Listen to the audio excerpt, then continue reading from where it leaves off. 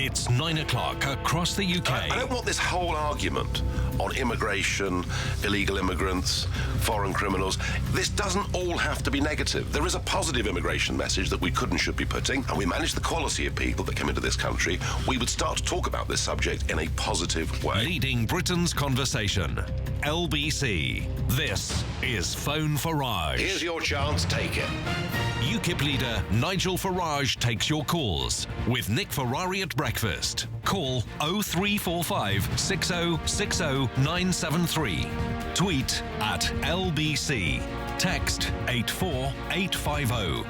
This is Phone Farage with Nick Ferrari at breakfast. Only on LBC. Good morning, it's 9 o'clock. This is Nigel Farage bringing you the latest edition of Phone Farage on LBC. I'm here for the next half an hour taking your calls. This is your chance to put any question you like to me and I will do my best to answer. So for the numbers to get on to us, you've got to ring 0345 60 60 973. That's 0345 60 60 973. And we go straight to our first caller, which is Steve in Hackney. Good morning. Hello, Nigel. I'm phoning up regarding the poppies at the Tower of London, and in particular Boris's request to extend the exhibition, which, frankly, in my opinion, I feel this is just Boris feathering his own political nest, and by boosting tourism and bolstering the TfL coffers. I think this was further compounded by the Deputy Mayor when she was on LBC yesterday, incorrectly stating that the poppies would not be sent out to the members of the public who have purchased them until spring 2015. Now, if in fact she had purchased one, which I wonder if she actually did, she would have had an email this week quite clearly advising her that the poppies were coming down on the 12th, being cleaned and being dispatched as of the end of November, with a few delays possibly due to Christmas post. Now, the poppies were now publicly owned. Armistice Day is the same day every year. Everybody knew the exhibition would end after the 11th.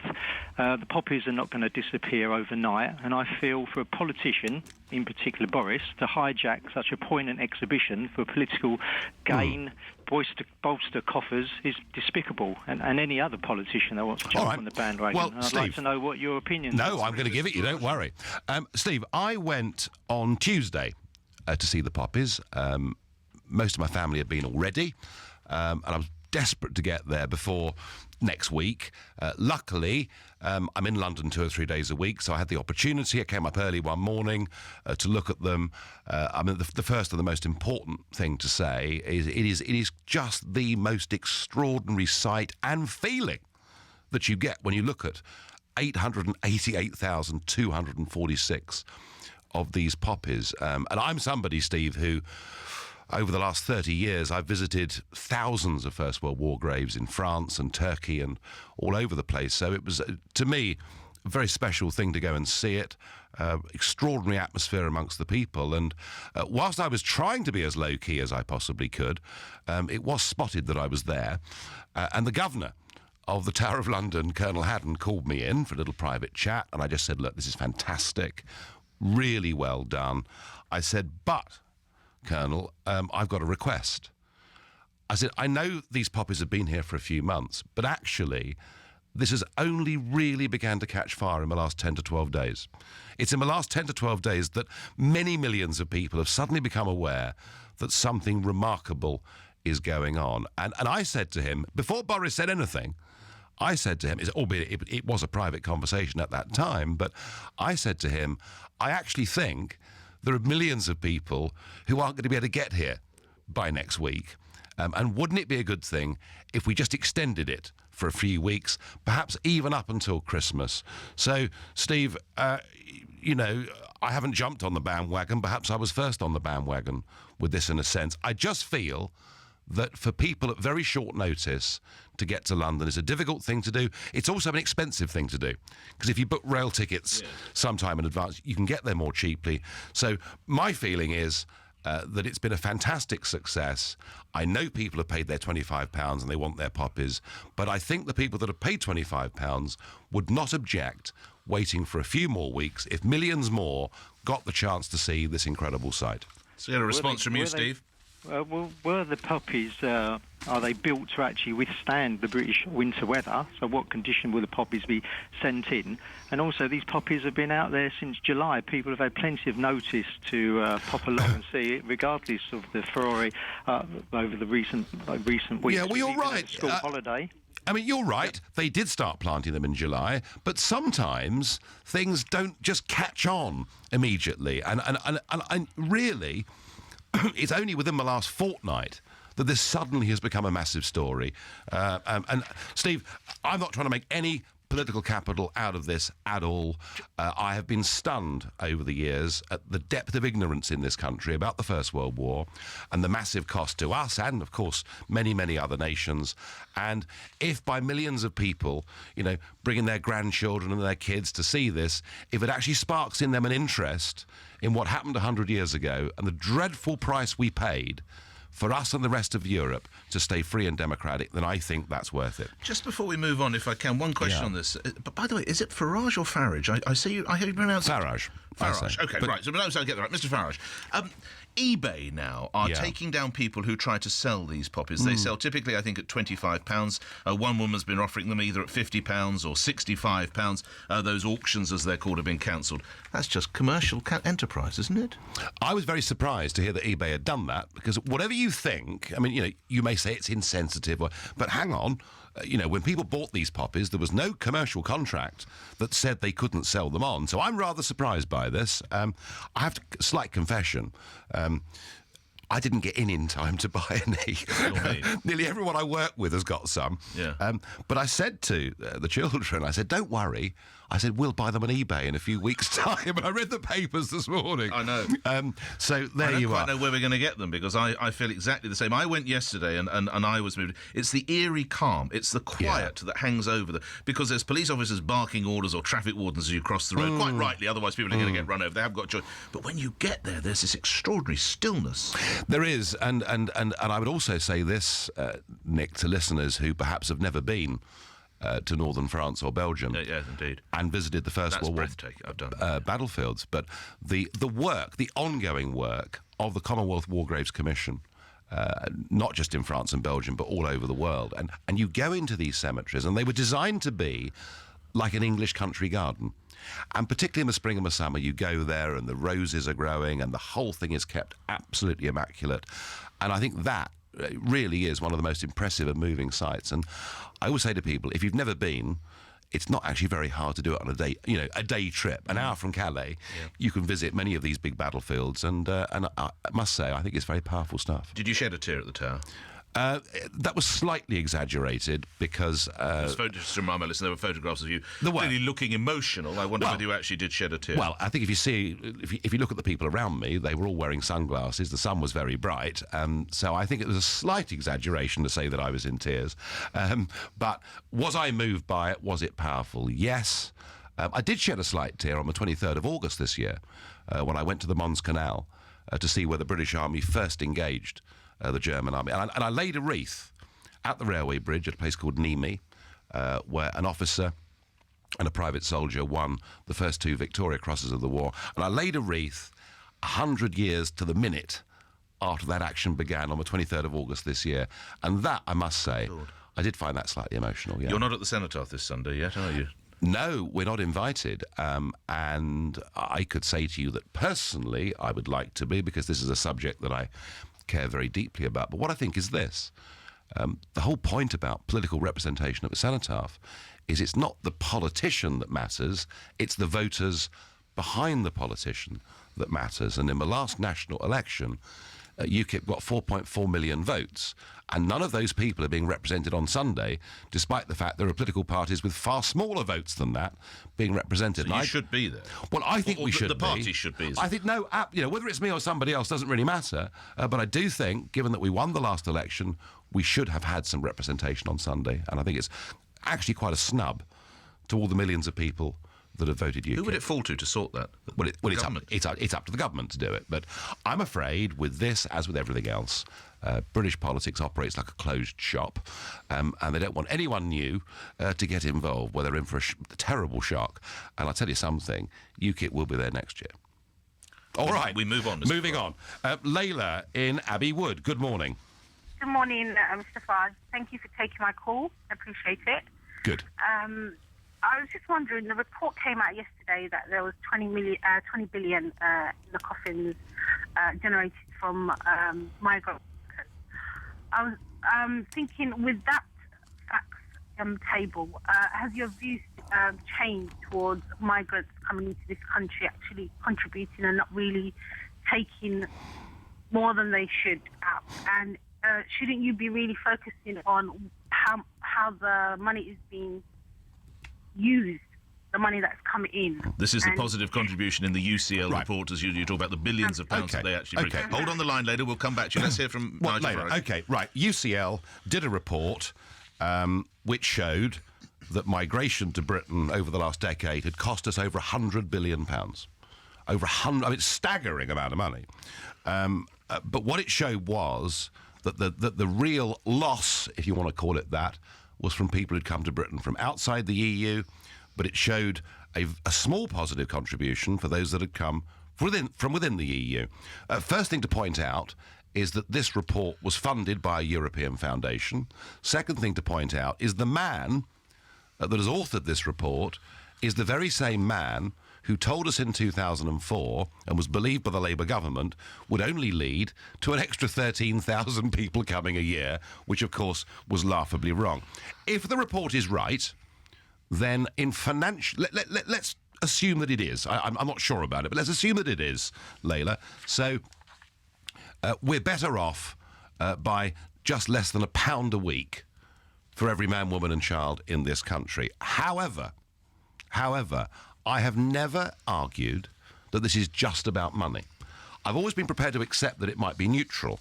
What I have argued is that uncontrolled immigration on this scale has consequences that matter far more whether we're a little bit better off or a little bit worse off. And the main one, Layla, is wage compression. Why is it that so many millions of people now find their take-home pay 10 years on has barely risen and buys them less than it did a decade ago? And that is because of this massive oversupply in the labour market in Britain, and it's driven us down to being the low-wage economy of this country. I don't think you can measure the success of a country by the size of its GDP. I think you measure it by the quality of life. And I would argue that the increased waiting times at accident and emergency, the pressure on the police, and we're hearing some of this morning from Bernard Hogan-Howe, who runs the Met. I would argue that the chronic shortage in some parts of England of primary school places and the rapid change and division in many of our towns and cities far outweighs us being £1 a week each better off, even if that's true. Layla? Do you think it's the way that our politics works? Is it the funding and how it's spent, or do you think really it's a non-starter and it's not enough coming into the coffins? I mean, how much is spent on, like you say, policing, schools, hospitals? Well, how is this used? You know, are they transparent? Are they showing us the details, how everyone gets, enough? I think this stuff is, let's be honest, I think this stuff is very, very hard to calculate. What is likely is that Eastern European migrants are not a big burden on healthcare because, by definition, most of them are very young. That's not to say in years to come they won't be. So, Lena, I would go back to my main point to you, which is this survey shows overall immigration has cost us money, but whether it has or not, I don't think it's the point. I think it's about our country. But surely if it's contributed £20 billion for those within Europe, £5 billion from those, that's £25 billion. That we'd rather miss that in the coffers, wouldn't we, as Layla says, Mr. Farage? Well, where's the money gone to? You have to ask yourself, where has this transfer of wealth gone to and from? And there's no question, Nick, the transfer of wealth has gone to the major employers, all right? So there are some big companies who, and I've argued this before on this show, that there are big companies who have benefited from this, but millions of families are worse off as a result. There is more to life, Layla, than money. And I think just to look at immigration in purely financial terms is not to understand the feeling that is out there in the country. Anyway, thank you. Now, we're moving on to Tricia in Kentish. Well, it's actually now a town because the local Conservative-led authority made a mess up when local government was changed, and Rochester lost its city status, which I would like to see come back. But Tricia in Rochester, hello. Good morning. Good morning. Hello there. Good morning. Thank you for taking my call. Yes, well, I'm stuck here in the middle of this storm that is a local by-election. And one of the platforms that the candidates are fighting on is the Lodge Hill. It's a local development planning for 5,000 new homes. Now, what concerns me is your candidate last year stood up in Parliament in support of this development. He called it a shovel-ready project that would deliver 5,000 much-needed homes, which was great. That was last year. This year, he's plastered the town with posters saying he's against the development. And I'm just concerned that the residents of Rochester and Stroud, how can we trust this Ukip candidate with such a track record of U-turns? Well, the point is that Mark Reckless was a Conservative, and the Conservatives are very keen on, greenfield site development. And if you represent a party, you can disagree with one or two of the things they say, but you do have to go along with most of what the manifesto is.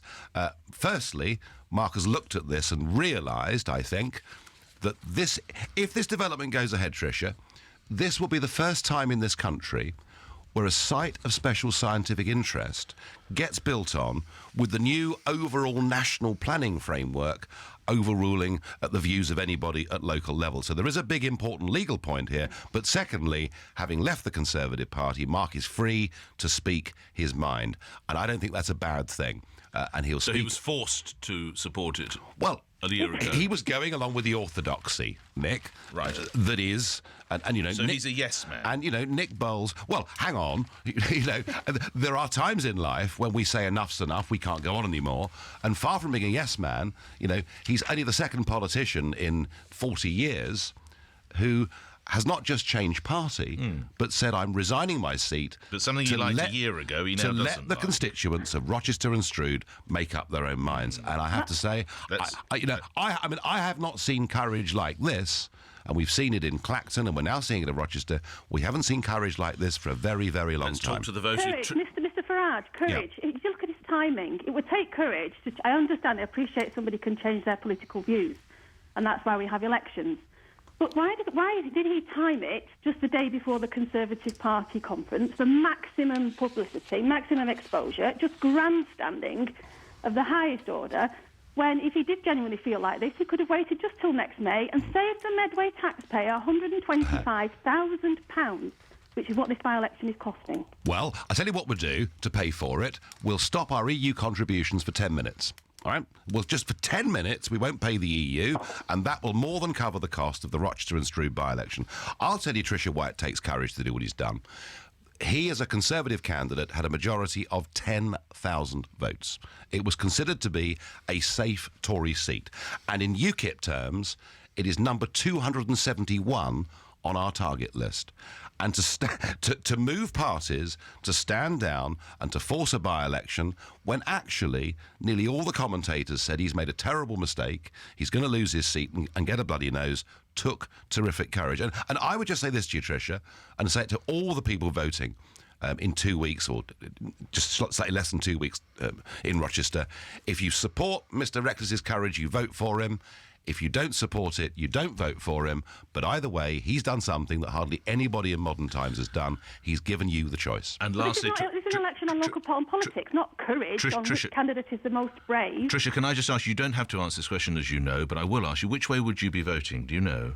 Yeah, I'll be voting Conservative, just like I did at the last election. I'm a very annoyed Mark Reckless Mark Reckless supporter. He was very, very let down. All right, Tricia, I must end it there. Thank you very much for your input. Just on the related, while we're talking about Europe, strong noises coming from David Cameron, George Osborne and others. Can't pay, won't pay. This one... I haven't even finished the sentence, Mr. Farage. Just 1 point. I know, but it is funny, isn't it? Is it? Tell me why it amuses you. Well, because you've got the British government. David Cameron has been pro-EU for his whole career. He's been pro-enlargement. He's been pro-open door migration. He's never considered the costs of membership to be an issue at all. He spent the whole of 2012 trying to stop us having a referendum. Then he saw UKIP on the rise and he U-turned, and now he says he wants a referendum. After Clacton, he became absolutely petrified of the situation. So now apparently he's going to control the numbers that come into Britain. And in the middle of all this, he gets slapped a final tax reminder for 1.7 billion sterling. And he heads off yesterday to meet the prime ministers of the northern European countries, which he's been telling us for some time he's now forging strong alliances with, and they tell him to get lost. I mean, look, it's just not working, and I don't think that the policy of renegotiation is frankly now credible, and I think the Prime Minister has got himself into now the most terrible pickle, because he's made us a promise that cannot be delivered under the European treaties that we're signed up to. Quite which way he's going to jump on this between now and the election, I just don't know, but he's got himself into a real mess.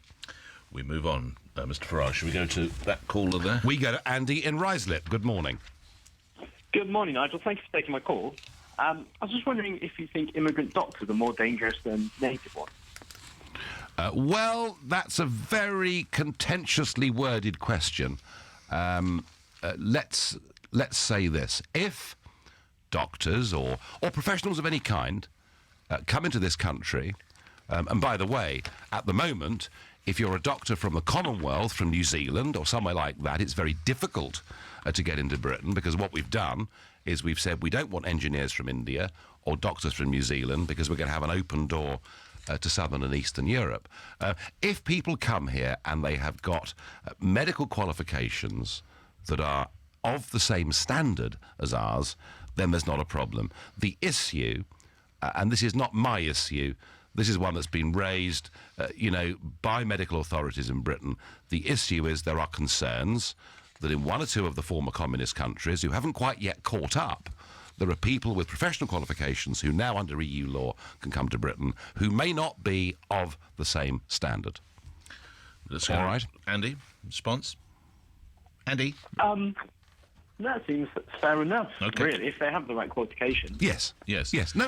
I mean, look, Andy, can I just say this to you again? I am not against immigration. I'm for controlled immigration. I believe that if you regulate the quantity and quality of who comes to Britain and you operate an Australian point-style system, if we do that, we'll end the debate on immigration. It'll stop being a negative and actually become a positive. I think a lot of this turns on a story you may have seen this morning. Thank you for your call, Andy, that a grieving son ordered to pay thousands of pounds in legal fees after he was sued by the foreign doctor who killed his father. This was Daniel Ubani, the German doctor who had very little English, killed David Gray, and I can say that, a pensioner with a massive drug overdose. His son has subsequently been sued in a German court by the doctor over the incident, and he's now threatened with a €250,000, which is about £200,000, Mr. Farage, isn't it, roughly? Fine if he repeats the insult. So. Yeah, I know. And this family have found themselves in the most awful position, but they've run straight into EU law. And the issue isn't that the guy had come from Germany. The issue is the guy couldn't really speak English. And I actually think that if you're going to have people, working in hospitals or GP surgeries, speaking the language is absolutely vital. Right. Thank you. Right, moving on to Frank in Stratton Vale. Good morning, Frank. Good morning to you. I don't know if you know, but in Scotland there's a Lidl store, and the management have deemed that all Polish workers have to speak English at the tills and also in the staff room. Now, I'm minded to think that any migrant coming to this country from the European Union should have a entry-level standard of English. What's your thinking on this? Oh, you can't do things like that, Frank. That's a dreadful thing to say. We're all Europeans now, but there's no compulsion for us all to speak the same language. Common sense dictates that if large numbers of people move into a community, if they don't speak the same language, there is a problem, a natural problem of division. And so I completely understand why this company is saying what it's saying. And incidentally, one of the things that shocked me a few years ago, I met a young girl in Peterborough who told me she'd been refused a job on a production line because she couldn't speak Polish. So we've actually had some examples the other way. But I think to attempt to enforce this may well be against European law, and this employer risks finishing up in the European court for discrimination. We'll have to see how it goes. But if I went to Spain to work, I would have to speak Spanish. Yes, you would. But once again, of course, we come up against this situation where it is the British who listen to what the European court has to say, and the culture in some other countries is that they rather tend to ignore it. Do you think that's fair? Do you think that's right? No, I don't. I think the whole thing's wrong. And I think, actually, our Anglo-Saxon culture does not fit in with the whole European system. I don't think the rules of a club, because we believe in obeying rules, work for us. And it's one of the reasons, Frank, why I say divorced from political union, with a simple free trade agreement and sensible reciprocal deals, we will actually have a better relationship with our European neighbours than we've currently got. Yeah, the common market, wasn't it, originally? Well, you know, my... It was. Yeah. All right. I mean, my mum and dad voted for a common market, Frank, not for a political union, and I'm sure there are many over the age of 57 in this country who feel exactly the same way. What happens if those Polish staff at Lidl are helping a Polish customer, though? Surely then they're allowed to speak Polish.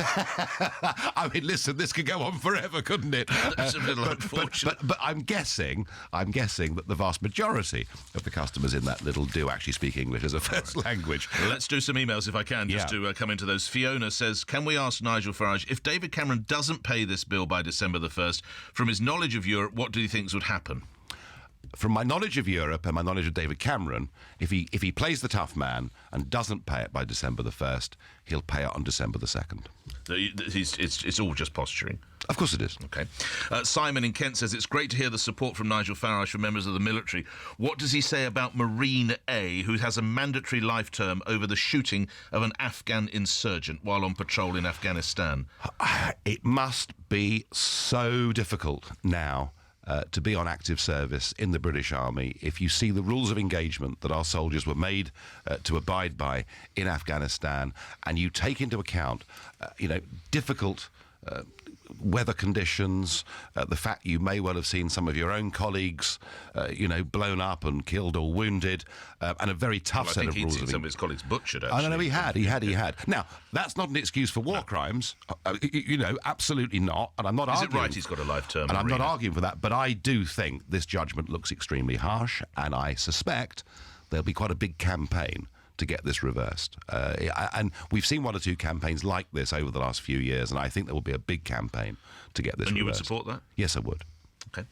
We move on to other callers. Do we have... We do. We move on to Robin in Southampton. Good morning. Good morning, Nigel. Thanks for letting me ask the question. A bit of a build-up to it before I pose the question. Right. Not too long, I hope. Well, I'll be as quick as I can. There we are. It's complicated issues. I see the EU myself as an anti-democratic, unaccountable, centralised government that's ballooned out of control.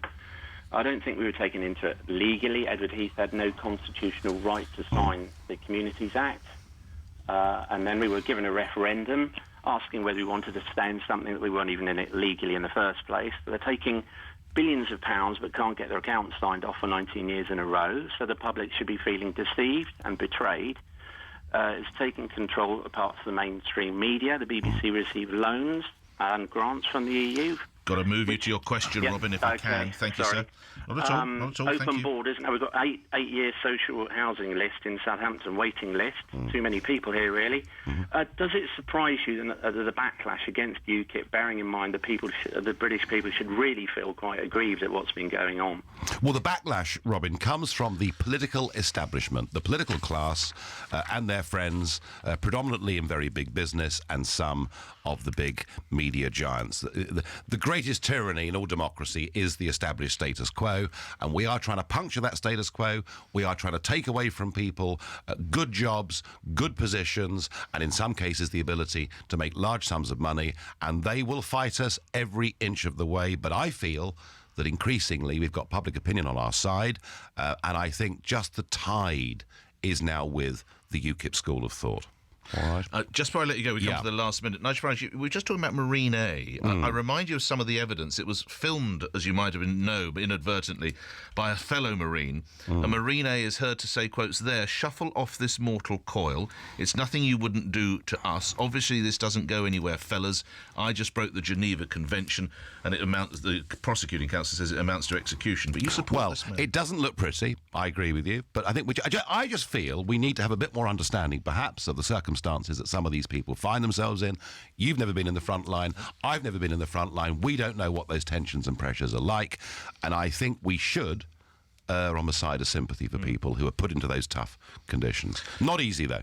Lastly, what's it like to open the papers and see your mum half-stark as a trust? Well, she's a lively lady, Barbara Stevens. This was a charity calendar. I've never asked a politician that question. This was a A charity calendar done a few years ago, and it did raise an extraordinary amount of money. It did. It's over £42,000. Profit.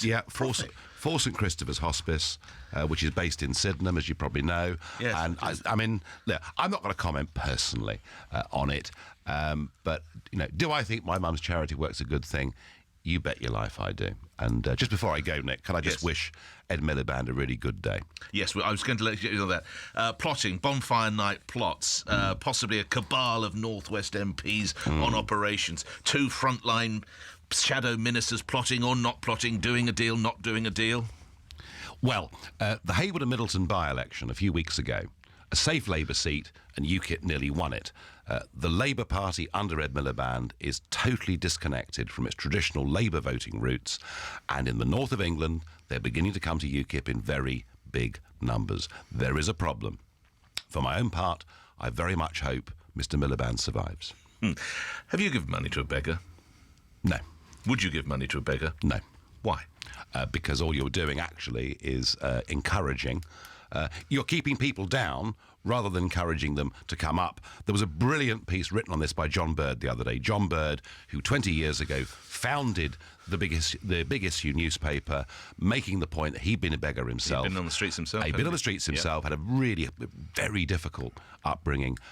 Giving money to beggars, even if they're genuine, doesn't really help them. But of course, as you and I both know, so much of the begging in London now is organised by gangs, and all you're doing, frankly, in most cases, is feeding criminality. So how brave was that of Sir Bernard Hogan-Howe? You referred to that earlier in our conversation. He was in New York at a convention, and he talked about the crime that foreign people have brought to the streets. Is it brave of him to take this stance? Well, it was. I mean, I have been bitterly criticised in the past for daring to mention this, because everybody gets frightfully upset, and I shouldn't say it, and I should be very polite and be like everybody else, really.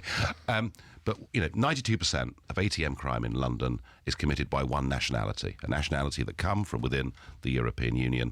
I'll let Sir Bernard elaborate on all of this, because if I do it, you'll just scream at me. But we'll let the Chief of the Met do it when he's next on your show. And we look forward to you coming next on our show for Phone Farage. And I'm going to be here in 2 weeks' time. Ah, yes. And it'll be the morning after the Rochester by-election. Yes. So, yes, another broadcast, Nick, with you when I won't have been to bed.